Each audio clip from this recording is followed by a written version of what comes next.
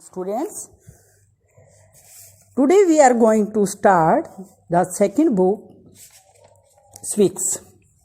We are going to read the first lesson of this book, Democracy in the Contemporary World. समकालीन विश्व में लोकतंत्र। हम देखते हैं कि हमारे देश में बहुत से जो ये वर्ल्ड है, बहुत सारे देश हैं और बहुत सारे देशों में डेमोक्रेसी कहीं है तो कहीं नहीं है। जहाँ है वहाँ कैसे सेटअप हुई, कैसे डेमोक्रेसी हुई, बहुत उतार चढ़ाव हुए, बहुत विरोध हुए, बहुत प्रोसेशन हुए। तो वही हम पढ़ने जा रहे हैं इसी टॉपिक को। तो first I am going to read the overview. क्या होता है कि कैसे डेमोक्रेसी आई, इसका हम परिचय बताएंगे। सबसे पहले तो आपको डेमोक्रेसी का मीनिंग पता होना चाहिए। Democracy is a form of government which form by the people, कि ऐसी सरकार, ऐसी शासन प्रणाली होती है जो लोगों द्वारा ही बनाई जाती है। This book is about democracy. ये सारी किताब डेमोक्रेसी के बारे में ही है, लोकतंत्र के बारे में ही है। In the first chapter, we see how democracy has expanded during the last 100 years to more and more countries. इस चैप्टर के दौरान हम ये पढ़ेंगे कि पिछले 100 वर्षों में लोकतंत्र किस प्रकार दुनिया के ज़्यादा से ज़्यादा देशों में फैली, किस तरह से लोकतंत्र शासन प्रणाली आई। The expansion of democracy has not been smooth and straight, कि जो इनका एक्सपेंशन हुआ, डेमोक्रेसी का फैलाव हुआ, विस्तार हुआ, वो कि सीधे तरह से नहीं हुआ था, आराम से नहीं हो गया था। It has been several up and down in different country. बहुत सारे देशों में अलग उथल पुथल हो गई, उतार चढ़ाव आए, बहुत सारी अवरोध आए, रुकावटें आई।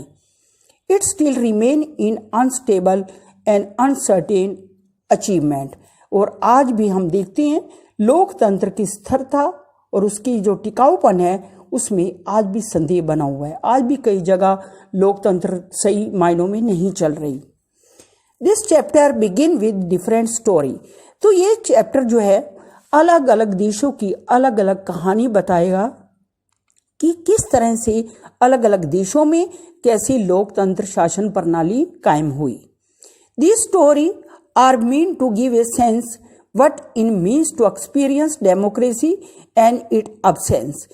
इसमें ये बताएंगे कि किस तरह से लोकतंत्र शासन प्रणाली में लोग किस तरह से रहते थे और अगर वो शासन प्रणाली नहीं थी तो कैसा फील करते थे। We present the pattern of the spread of democracy first with a series of map and then with the start of history. तो सबसे पहले हम एक मैप के जरिए, एक नक्शे के माध्यम से दिखाने के एक थोड़ा परिचय देंगे कि इसमें जो अलग अलग देश हैं वर्ल्ड के मैप में, कहाँ पर ये देश लोकेट करते हैं, और फिर उसके बाद हम अलग अलग स्टोरी के बारे में बताएंगे। The focus in this chapter is on democracy with in country. तो यहाँ हर एक कंट्री के बारे में डिटेल में बताया जाएगा कि वहाँ डेमोक्रेसी कैसे सेटअप हुई। But towards at the end of the chapter we take a look of democracy और in the absence in the relation among different countries. इस अध्याय के आखिर में हम ये देखने का हम प्रयास करेंगे या किया है कि विभिन्न देशों के आपसी संबंध लोकतांत्रिक हैं या नहीं। We examine the working of some international organization. This allows us to ask a big question: are we moving towards the democracy at the global level? हमने कुछ अंतर्राष्ट्रीय संस्थाओं के जो कार्य हैं उनके बारे में भी जानेंगे कि क्या होती हैं अंतर्राष्ट्रीय संस्थाएं, और उसके बाद हम ये देखेंगे कि हम अपनी वैश्विक स्तर पर लोकतंत्र की तरफ बढ़े हैं और कितने कामयाब हुए हैं, कितने सफल हुए हैं। अब हम एक जो शासक था सल्वाडोर, उसके बारे में जानेंगे कि जब उसने अपनी लास्ट स्पीच में क्या लिखा था क्या कहा था जब उसने अपना आखिरी भाषण दिया था? Worker of my country, I have faith in Chile. Chile का जो प्रेसिडेंट था और लास्ट टाइम उसने अपना भाषण दिया था, क्या कहता है? And its future, other man will overcome this dark and bitter moment when treason seek to prevail.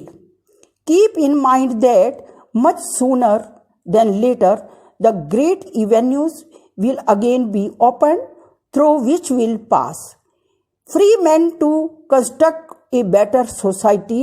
Long live Chile, long live the people, long live the worker. These are my last words, and I am certain that my sacrifice will not be in vain. I am certain that at the very least it will be a moral lesson and will punish felony, cowards and the treason. मेरे मुल्क के मेहनत कश मजदूरों, जो मेहनती मजदूर हैं, उनके बारे में बताया। चिले और इसका भविष्य बहुत ही अच्छा है, इस बात को मुझे पूरा विश्वास है।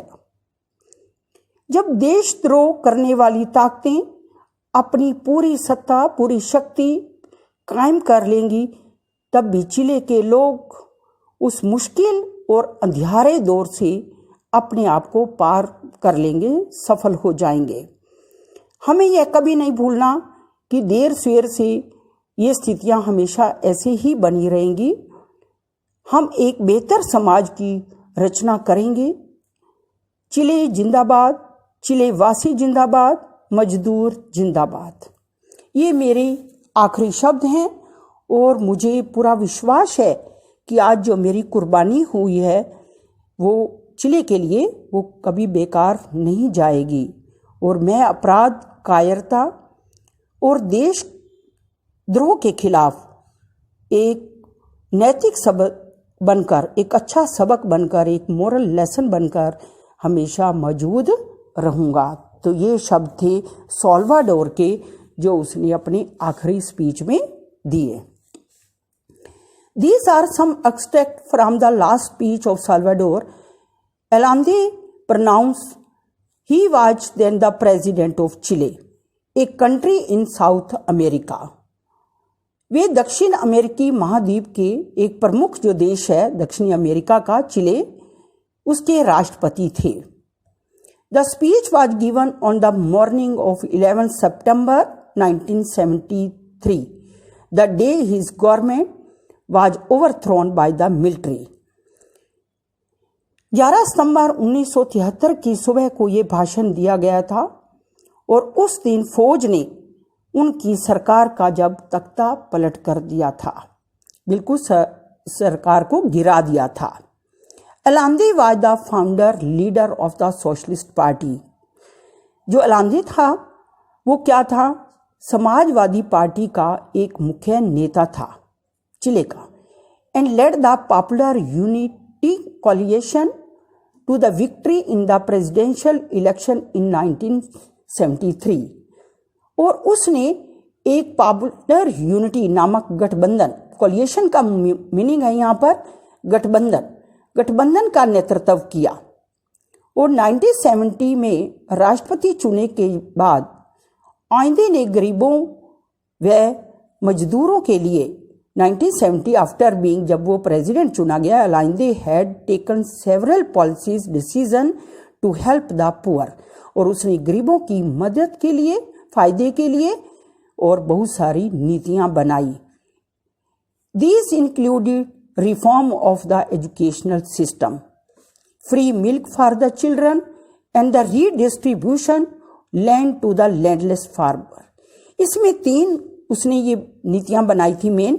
सबसे पहले है एजुकेशनल रिफॉर्म, कि शिक्षा प्रणाली में सुधार। दूसरा, जो गरीब बच्चे हैं उनको मिल्क दिया जाए।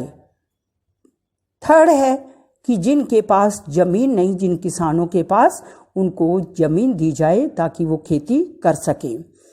ही was oppose to foreign company taking away natural resources like copper from the country. उसके बाद विदेशी कंपनियों ने द्वारा उसमें तांबा जैसी प्राकृतिक संपदा को बाहर ले जाने के खिलाफ था। वो सोचता था कि हमारे जो नेचुरल मटेरियल हैं उनको हम देश से बाहर नहीं भेजेंगे। The landlords, the rich and the church oppose the his policy. लेकिन जो मालिक थे, लैंडलॉर्ड थे या जो अमीर लोग थे या चर्च के जो मालिक थे, उन्होंने इस नीतियों का विरोध किया। Some other political parties in Chile also opposed his government. और भी बहुत सारी जो राजनीतिक पार्टियां थी चिले की, उसने इस गवर्नमेंट का बहुत बुरी तरह से विरोध किया।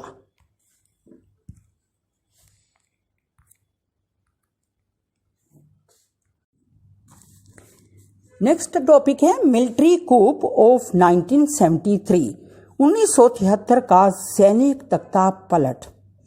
On the morning of 11 September 1973, the military took over the seaport. 11 सितंबर 1973 को औंधे को पता चला कि नौसेना के एक समूह ने बंदरगाह पर कब्जा कर लिया है। The defense minister was arrested by the military when they arrived at his office. जैसे ही रक्षा मंत्री अपने कार्यालय पहुंचे और मिलिट्री ने उन्हें भी अरेस्ट कर लिया। The military commander asked the president to resign. इसलिए जो मिलिट्री कमांडर था उसने उसको कहा कि ये रिजाइन कर दे, कि अपनी नौकरी से त्यागपत्र दे दे।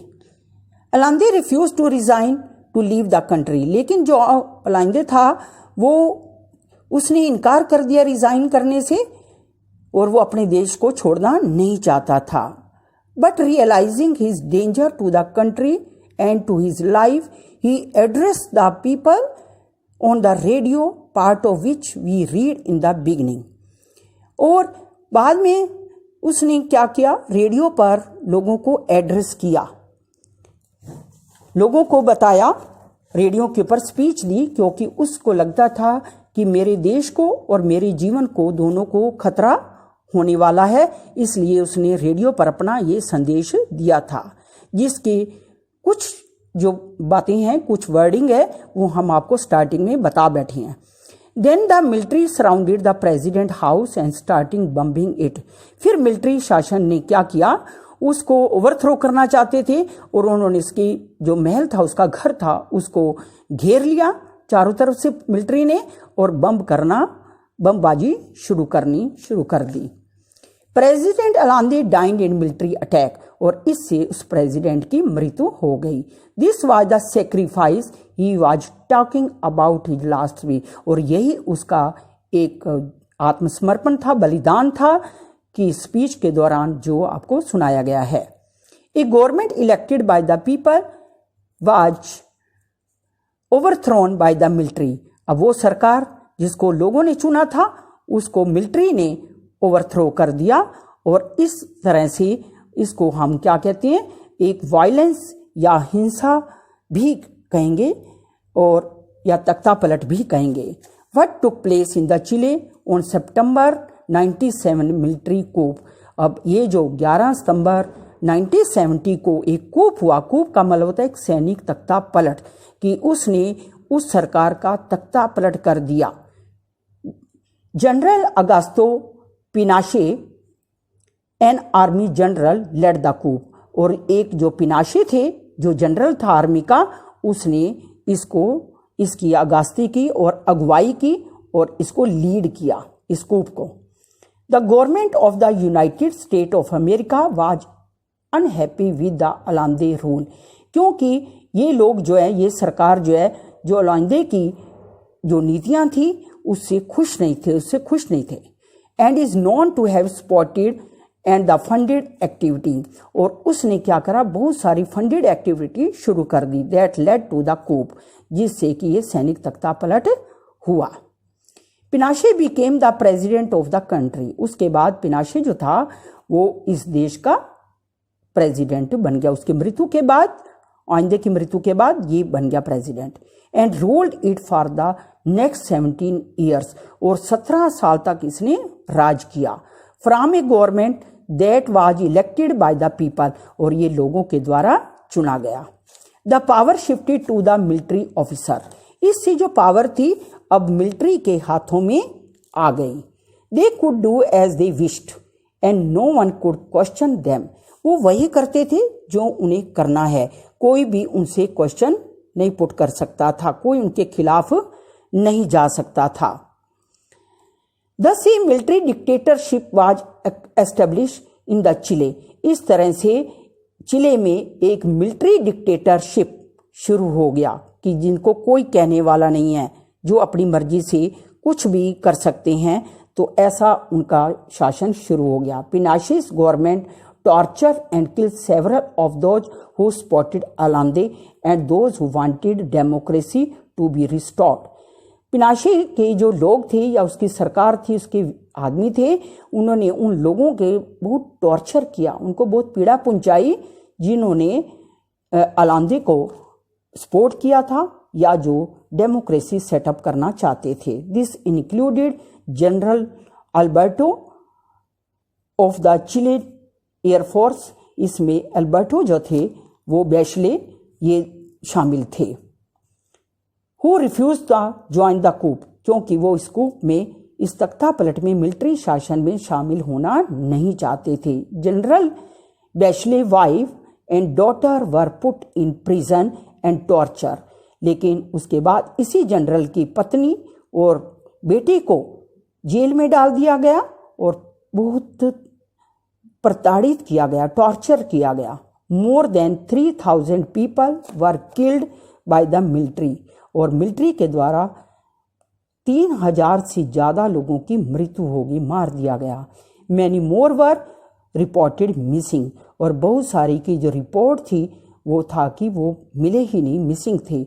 No one know what happen to them, कोई नहीं जानता कि उनके साथ क्या हुआ।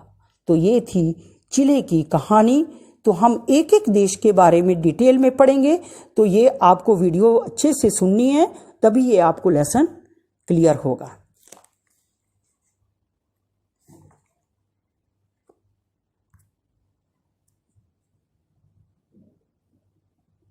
Students, today we are going to start